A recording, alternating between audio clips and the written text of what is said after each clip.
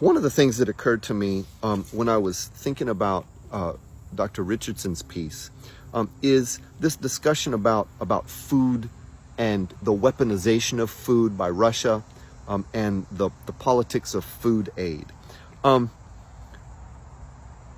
This was a quote from Antony Blinken, the U.S. Secretary of State, a few days ago. He was saying while he's in New Zealand that Russia is responsible for cutting off food to Africa, right, through scuttling this grain deal, and pointed out that the U.S. donates about half of the budget of the World Food Program, while Russia contributes about 0.2%. So that gives you some idea of who's the solution and who's the problem, he said. He suggested that Russia's attack on grain headed for Africa sends a very clear message. And I think it's a message that is falling on very, very critical and concerned ears in Africa and throughout the developing world. My expectation would be that Russia will hear this clearly from our African partners when they meet. They know exactly who's to blame for this current situation. Now, one may accuse Mr. Blinken of kind of overstating the case. In a macro sense, the reasons for Africa's economic underdevelopment and food insecurity are big and long-standing, and the United States is certainly a part of the mix, right? But yes, in this current crisis, it does seem very clear who is responsible for the immediate food crisis that's facing many African countries as a result of the war of Russia against Ukraine. Here's my suggestion. Let's take food insecurity off the table as a political tool. Maybe the United States can't see its way to saying we are going to end world hunger. Fine. I mean, I think that's possible, but let's say we're not willing to do that. Let's have a more modest proposal. The United States will commit to fully funding the World Food Program that attempts to meet the most critical needs, right? The World Food Program is always in the position of begging for money.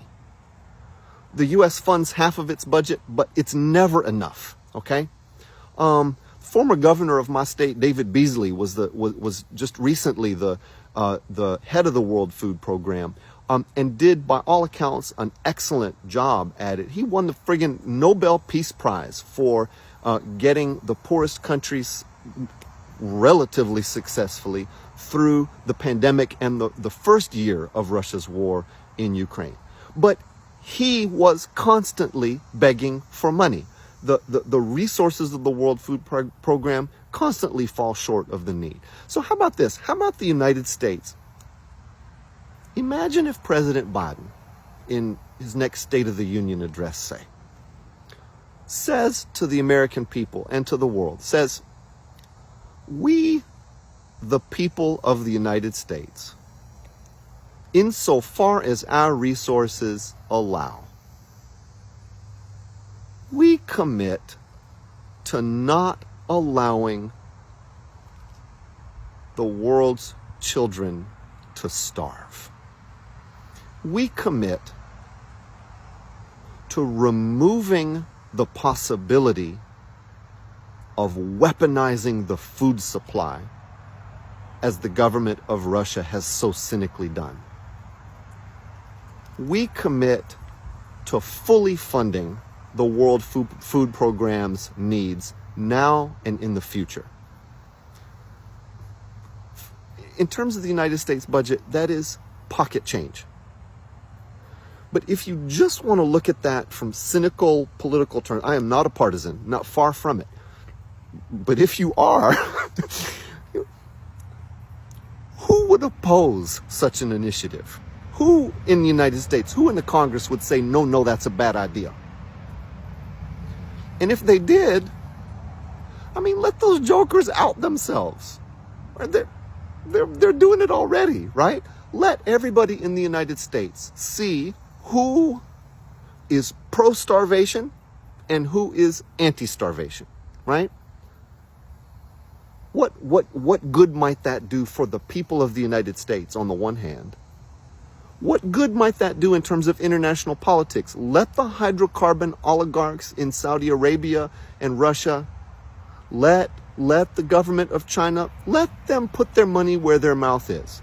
The United States will fully fund the World Food Program, and anybody else who claims to be a responsible superpower, a responsible global actor, we encourage them to follow suit. This is beyond the obvious good that it would do for the actual human beings whose lives would not be blighted or ended by the cynical policies, not just of the Russian government, but of others that use food as a weapon. That would not erase the effects of global climate change on the countries of Africa and Latin America and South Asia and the Pacific that are bearing the brunt of climate change so far. That would not redress the balance sheet between the global north and the global south. That would not be single-handedly, restoring moral legitimacy to American leadership of the current political order. But it sure would be the right thing to do.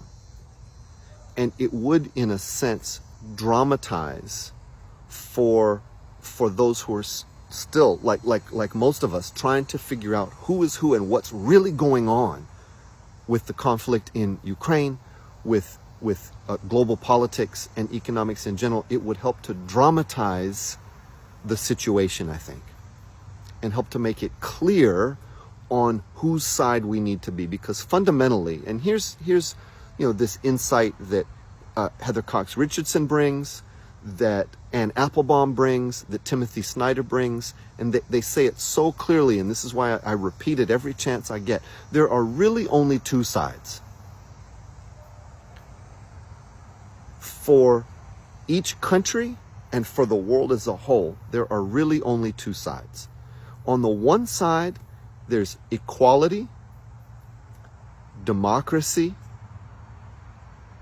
living at peace with each other, and living at peace with the natural environment upon which our life depends. On the other side, there is empire, there is hierarchy, and there is continuing to destroy our planet. There's only two ways for this to go. And everybody in the United States, in Niger, well, the people of Ukraine have made it pretty clear which side they're on. In Russia, governments, religious leaders, intellectual leaders, cultural leaders, and people in general all have to make a choice which way it's going to be, and then figure out what their own contribution is going to be to making the only kind of planet that will be something that we can leave for our children and grandchildren. Peace.